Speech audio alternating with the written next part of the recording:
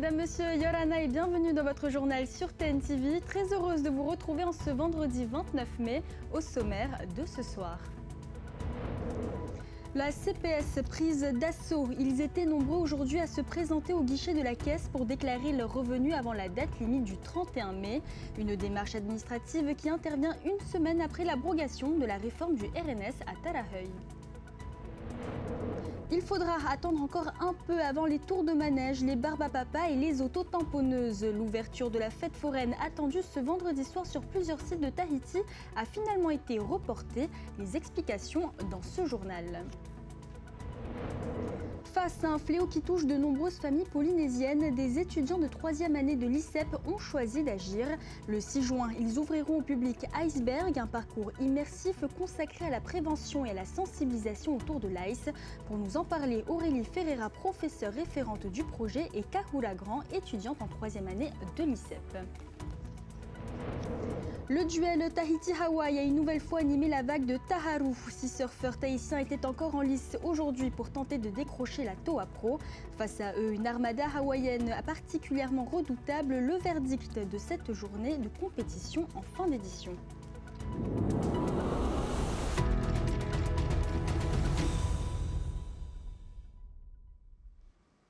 C'était aujourd'hui le dernier jour pour déclarer en présentiel ses revenus au régime des non-salariés. Beaucoup ont attendu les dernières heures pour effectuer leur démarche alors que cette échéance intervient en plein débat sur l'avenir du RNS à l'Assemblée. Sur le terrain, les avis restent partagés entre méfiance et adhésion au dispositif. Les explications avec Rarahu Mahachong et Meriteato.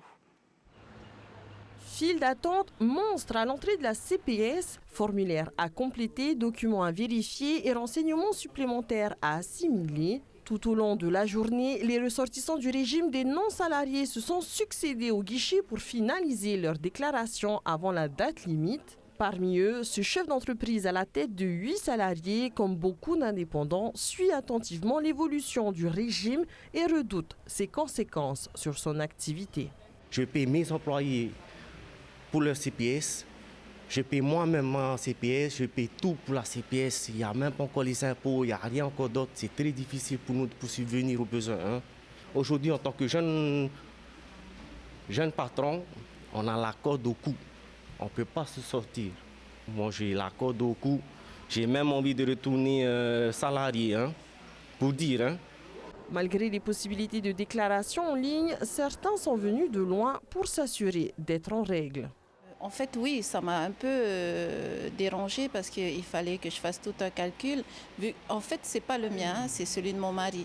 Mais j'ai quand même réussi à le faire. Mais c'est vrai que quand on oublie quelque chose, quand tu veux retourner en ligne, c'est compliqué. Donc, c'est pour ça que je suis ici, en personne. Les informations contradictoires relayées sur les réseaux sociaux ont participé à une certaine confusion. Le flou autour des pénalités semble avoir motivé le déplacement de nombreux ressortissants. J'ai vu aussi les réseaux, les partages des personnes qui ont partagé. Et surtout, je crois que c'est les vidéos que j'ai vues de certaines, des influenceurs qui disaient qu'il faut venir faire le dossier. C'est aujourd'hui le dernier jour. Pour d'autres, les démarches ne sont pas si compliquées. Ce commercial dans l'immobilier estime que les formalités ont bien été simplifiées, mais que la communication entre les différentes institutions mérite d'être clarifiée. Compliqué dans les démarches, ça a été, je pense qu'il y a eu beaucoup de manque de communication entre les différents services, que ce soit le gouvernement, CPS, DCP et j'en passe. Ce qui fait que par exemple, moi j'étais venu ce matin et j'ai dû retourner sur la DICP pour au final revenir ici déposer mon document. Mais sinon, à part cela, tout s'est bien passé, c'est pas compliqué, il faut suivre les consignes. À partir du moment où les consignes sont bien données, je pense que ceux qui les respectent, ils n'auront pas du mal à pouvoir les compléter, à monter le dossier. Si la réforme du RNS a bien été abrogée jeudi dernier à Taraheuil, celle-ci n'a pas d'effet immédiat. La loi organique impose en effet un délai incompressible d'1 mois et 8 jours minimum avant toute promulgation, soit au plus tôt fin juin, un délai qui peut encore être reporté en cas de recours jusque fin septembre, voire début octobre. Et sachez que les retardataires ont encore la possibilité de faire leur déclaration en ligne jusqu'au 31 mai. Déception pour les plus impatients et sans doute pour quelques parents qui avaient déjà fait la promesse. Pas de tour de manège ce soir. L'ouverture du Tiurei a été repoussée sur les sites d'Utumauro, Pirée et Veitupa. Alors pourquoi ce contretemps? Les explications avec Athéna Milcam et Jeanne Tinoroa. Pas de sourire joyeux, mais ras-le-bol affiché chez les forains. À Pirée, les manèges ouvriront plus tard que prévu. En cause, un blocage administratif. Malgré le passage des experts, des contrôleurs et les assurances souscrites par les différents prestataires, la mairie de Pirée réserve encore son feu vert dans l'attente de l'avis consultatif de l'urbanisme. On a déposé un premier dossier début avril pour une ouverture début mai au début. Et l'urbaniste nous a dit qu'on était hors délai. Aujourd'hui, on a redéposé un nouveau dossier et on nous dit que le dossier est incomplet. On nous demande des choses qu'on ne nous avait jamais demandées avant. On redépose un nouveau dossier et là, ils nous disent que le dossier sera traité sous les 20 jours. Donc, je pense qu'avec un peu de volonté, le dossier peut être vite traité. Nous, on est dans le rouge parce qu'on a beaucoup investi et on nous dit qu'on n'ouvre pas avant 20 jours. C'est juste pas possible. Un blocage largement relayé par les médias et sur les réseaux sociaux. Quelques heures après notre passage sur le site de Pirée, la mairie a invité le président de l'association des forains à un rendez-vous lundi matin à 8h30 afin d'accélérer le traitement du dossier. À Punaouia aussi, l'ouverture des papillots de Utumauro est repoussée. Cette fois, le retard est lié à la mise en place du site, perturbé par une situation indépendante des forains. Comme vous pouvez le constater derrière moi, il y a des travaux de gunitage de la société JLP. Et lorsqu'on est arrivé le 5 mai, il y avait un gros tas de terre qui gênait l'installation de nos baraques et de nos manèges. Bon, rajouté à cela, il y a eu le mauvais temps. On devait ouvrir aujourd'hui, malheureusement, on est obligé de décaler, on a pris un peu de retard. Bien sûr, comme on dit, time is money. Donc perdre 4 jours de travail, ce n'est pas rien. Mais c'est nécessaire pour sécuriser justement toutes les attractions et surtout toute l'empreinte de la fête foraine. À Utumauro, les manèges devraient donc commencer à tourner à partir du mardi 2 juin. Quant au site de Veitupa, Fa'a, qui devait lui aussi s'animer dès ce vendredi soir, le lancement de la fête est finalement annoncé pour le vendredi 5 juin. Le temps, là encore, de laisser passer la commission de sécurité et d'attester la mise aux normes des installations. A noter que le site de Mamao pourrait ne pas accueillir de manège cette année. Pour l'heure, les discussions se poursuivent et aucune décision définitive n'a encore été annoncée. Côté justice, le tribunal donne raison à Gaz de Tahiti. Les sociétés Managaz et Manaito ont été condamnées par le tribunal mixte de commerce à verser 3 millions de francs de dommages et intérêts pour préjudice moral. Depuis août 2025, Gaz de Tahiti contestait une campagne de publicité comparative qu'elle estimait préjudiciable à son image. Les juges ont notamment relevé la diffusion d'informations inexactes concernant le montant des consignes pratiquées par l'entreprise. Parlons santé à présent à Moorea. Plusieurs dizaines d'habitants ont répondu présents hier, jeudi, pour une journée gratuite de dépistage et de prévention des cancers de la peau. Dans les cabinets d'hôpital d'Afreitu, les dermatologues bénévoles se sont mobilisés pour examiner les patients et détecter d'éventuelles lésions suspectes. Une opération essentielle dans un territoire où le soleil fait partie du quotidien. Et de prévention, il en est aussi question avec ce projet porté par les étudiants de 3e année de licence des sciences de l'information de l'ICEP. Face au fléau de l'ice, ils ont imaginé Iceberg, un parcours immersif destiné à sensibiliser les jeunes et le grand public au danger de cette drogue. Le rendez-vous est fixé au 6 juin prochain dans les locaux de l'ICEP. Et pour nous en parler de ce projet, en plateau avec nous ce soir, Aurélie Ferreira, professeure référente, ainsi que Kahula Grand, étudiante participante à l'initiative. Bonsoir à toutes les deux. Yorana. Alors tout d'abord, Aurélie, vous êtes professeure référente donc, de ce projet Iceberg à l'ICEP. Comment est née l'idée de consacrer un projet universitaire à la problématique de l'ice ? Alors c'est une réflexion qu'on a menée tous ensemble avec l'ensemble des étudiants. L'idée c'était de, comme chaque année, ils ont un projet de fin d'études à réaliser et de pouvoir proposer un projet qui soit en lien avec l'actualité, avec ce qui les touche aussi. Et donc, on a travaillé, réfléchi, on a regardé un petit peu dans différentes directions. Également avec un autre professeur encadrant que je tiens à citer, qui s'appelle Hiro Briquet, pour pouvoir en fait répondre à leur nécessité de réaliser un projet étudiant de fin d'études avec leurs 2 mineurs, événementiel et audiovisuel. Et vous, Kahura, donc vous êtes une étudiante aussi parmi ce projet. Pourquoi avoir choisi de travailler sur l'ICE plutôt qu'un autre enjeu de société ? Alors, il faut savoir que dans la période où on devait chercher une thématique pour pouvoir réaliser notre projet universitaire, l'ICE était un sujet d'actualité très répandu. Et sachant que nous sommes 19 profils différents, c'est vrai que cette thématique parlait à tous. On l'a vu passer. Certains se sentaient impliqués de par leur entourage. Et pour nous, c'était évident de pouvoir en parler en tant que jeunes pour des jeunes. Alors, quel était votre objectif principal ? Est-ce que c'était d'informer, de prévenir ? Quel est votre objectif ? Alors c'était un peu de tout, à la fois informer, prévenir, mais surtout de faire réagir et d'apporter un espace de discussion, un espace de débat, notamment à travers les tables rondes que nous proposons sur notre événement. Alors Aurélie, en tant qu'enseignante, comment avez-vous encadré les étudiants dans le traitement d'un sujet aussi sensible que la ICE ? Alors nous, notre rôle, c'est effectivement déjà de leur donner des outils de réflexion. C'est aussi de les orienter vers les bonnes personnes, les personnes ressources, donc les professionnels de santé, les associations aussi qui travaillent sur ces questions-là. Donc on les encadre à la fois dans la réflexion et dans la réalisation avec des outils professionnels dont on dispose nous-mêmes. Et après, c'est eux principalement qui font le reste du travail. Mais il y a toute une partie de production, donc de levée de fonds aussi, parce qu'on part de zéro, mais ils doivent financer leur projet de A à Z. Donc ils doivent aller à la rencontre de partenaires financiers, institutionnels ou privés pour le faire. Il y a aussi toute la partie écriture, puisqu'il y a un court-métrage dont on n'a pas trop parlé pour l'instant, mais qui fait partie de ce parcours immersif et qui a la volonté de faire... qui sera diffusé le 6 juin. On expliquera peut-être un peu plus en détail le parcours.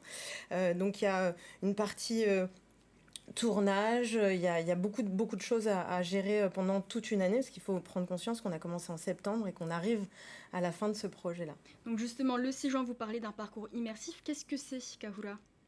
Alors, quand on parle de parcours immersif, entre autres, ce sont plusieurs salles de notre établissement qui ont été mobilisées et reliées afin de créer un parcours où on va suivre l'histoire d'un jeune adolescent qui découvre la méthamphétamine et qui va aussi découvrir la dépendance. Elle éveille aussi les 7 sens, c'est-à-dire l'odorat, le toucher, etc. Et cette histoire n'a pas réellement de finalité. Elle se termine sur des témoignages, de vrais témoignages, où on a eu la chance de pouvoir rencontrer un ancien consommateur, un ancien dealer et un parent qui a déjà vu son enfant tomber dans cette drogue. Et est-ce que c'est ouvert pour tous ? Comment on peut faire pour... Juste si je peux préciser un petit peu plus. Donc en fait, chaque salle, effectivement, donne lieu à une scénographie. Et cette scénographie accompagne les petits courts-métrages qui racontent cette histoire qui est très prenante, qu'ils ont extrêmement bien réalisée et qui a la particularité d'être tournée en POV, donc en point of view. On se met à la place de la personne. Exactement, on se met à la place de la personne pour vraiment entrer dans sa réalité. On entend ses pensées pour vraiment être à la place de ce jeune-là et de sa maman et de son ami qui est dealer. Et ça, c'est vraiment le cœur de ce parcours immersif. Alors pour répondre à ta question, effectivement c'est ouvert à tout le monde, mais il y a une condition, c'est une inscription pour pouvoir aller dans le parcours immersif, une inscription sur un site internet tuveutest.com. L'idée étant qu'on puisse avoir 10 personnes par passage, et donc ça demande forcément une organisation. Après il y a un village associatif qui est ouvert absolument à tout le monde, pas besoin d'inscription. On a réuni beaucoup de partenaires et d'associations qui sont là pour informer et pour accompagner les personnes qui en ont besoin. Et puis il y a également des tables rondes, comme le disait Kahura. Et là, il y a également des inscriptions, mais ce sera ouvert également à tout le monde. Merci beaucoup à toutes les deux d'avoir accepté notre invitation. Merci. Place à la tradition, le Paréo était célébré ce vendredi partout en Polynésie à l'occasion de sa journée annuelle. Une invitation à porter ce tissu emblématique bien au-delà des cours de danse et des plages. Alors si l'initiative est restée plutôt discrète dans les rues de Papeete, certains ont joué le jeu. Regardez le reportage de Tauhiti Tonio Moussan et Heiroa Tuahu. Cette dame est l'une des rares que nous avons croisées ce matin dans la ville qui portait un pareo. Et c'est pas parce que c'est le Pareo Days. Non, pas aujourd'hui seulement, c'est tous les jours. Pour d'autres, les influences vestimentaires venues de l'extérieur auraient également fait évoluer les habitudes locales. Même si cette journée est censée être festive, pas de changement notable dans les ventes de pareo. À des moments, il y a moins un peu. Les gens maintenant s'habillent peut-être comme ceux de l'étranger aussi. Alors que nous, on est magnifiques avec nos pareos à nous. Car ce textile de forme rectangulaire, souvent long de 1,50 m, peint à la main ou importé, était autrefois l'habit privilégié des Tahitiens. Mes parents s'habillent en pareo. Ma maman, elle a juste un petit bout de tissu attaché pour cacher le titi, et pareo on va, et même les hommes. Autant, mais aujourd'hui, je crois que c'est un peu difficile. Dans les autres rues de Papeete, peu, voire personne n'était vêtu de ce vêtement typiquement local, mais certaines entreprises, elles, n'ont pas hésité à jouer le jeu. Exemple, dans cette compagnie aérienne, toutes les filles de l'agence du front de mer ont porté des pareos spécialement designés. Leur avion en a même été recouvert. Peut-être qu'il y a un effet collectif qui joue plus quand on est au bureau. Effectivement, ça a été quelque chose qu'elles ont préparé, elles se sont entendues ensemble. Et peut-être qu'à titre individuel, les personnes n'osent pas trop dans la rue. Il y a peut-être ce phénomène-là, je ne sais pas. Mais en tout cas, c'est une réussite. Ça met une bonne ambiance aujourd'hui. Et dans les rues du quartier du commerce, des stands de peinture sur pareo, de confection de poara et d'apprentissage pour attacher son pareo étaient ouverts au public toute la journée, une opération de Tahiti Tourisme pour que le Polynésien se retrouve autour de ses valeurs. Autre vitrine du savoir-faire local, à Papara, les artisanes de la commune retrouvent enfin un lieu pour exposer leurs créations 4 mois après la fermeture du marché. Installées dans les jardins de la mairie, elles ont inauguré ce matin Tehere Metua, un événement organisé jusqu'à la fin du mois de juin à l'occasion de la fête des mères et des pères. Laure Philibert et Matai Horei étaient sur place.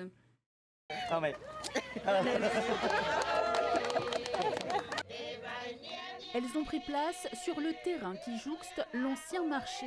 Les artisanes de Papara peuvent de nouveau vendre leurs créations 4 mois après la fermeture du grand chapiteau qui les accueillait. On met à disposition le lieu de chapiteau et bien évidemment la sécurité et tout pour qu'ils puissent reprendre leurs habitudes et revendre leurs produits. Durant 1 mois, l'exposition Tehere Metua permet à une douzaine d'artisanes de présenter leur production pour les fêtes des pères et des mères. Sur les stands, bijoux, tressages et plantes, mais aussi des produits agricoles. Fête des mères, oui, ça marche un peu. Même les fêtes des pères, oui. Mais les autres, il faut attendre le mois de décembre aussi. Le mois de décembre ici, oui, ça marche aussi. J'ai fait ça pour partir en métropole. Avec ma sœur, c'est pour ça que j'ai fait des bracelets, des colliers. Là, j'essaie de faire des boucles d'oreilles. C'est en train de...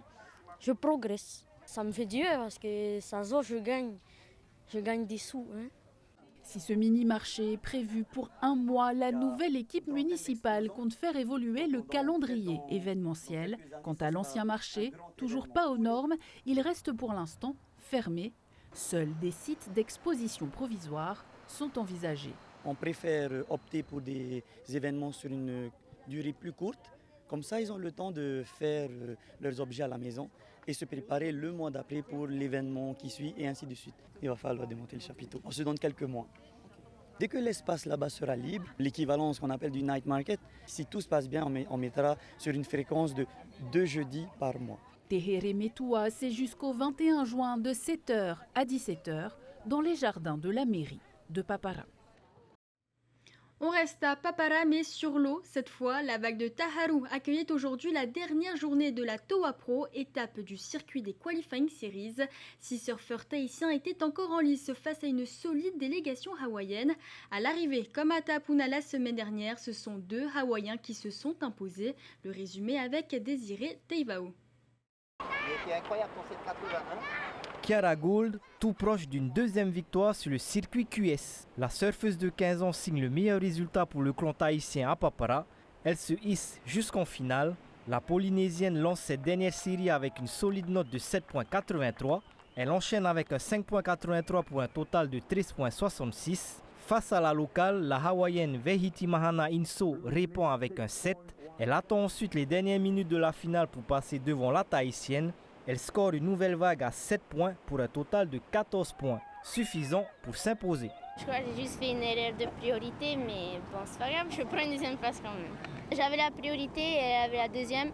Du coup, j'aurais dû partir sur sa vague, mais je l'ai laissé aller parce que j'ai cru que c'était pas un 6,67, mais elle a eu le score.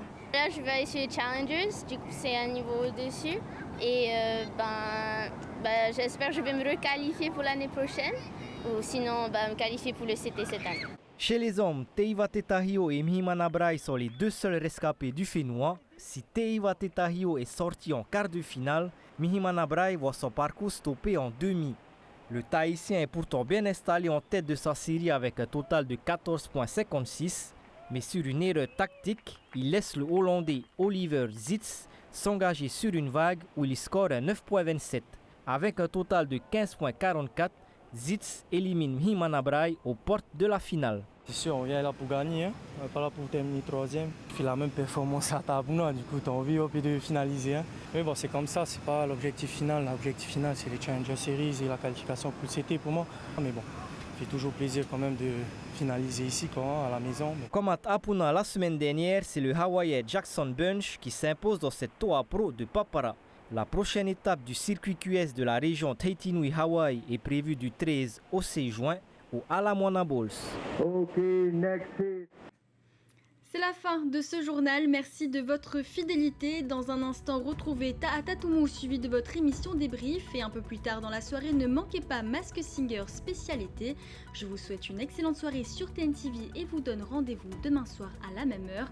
On se quitte sur ces images du Taupiti and Air.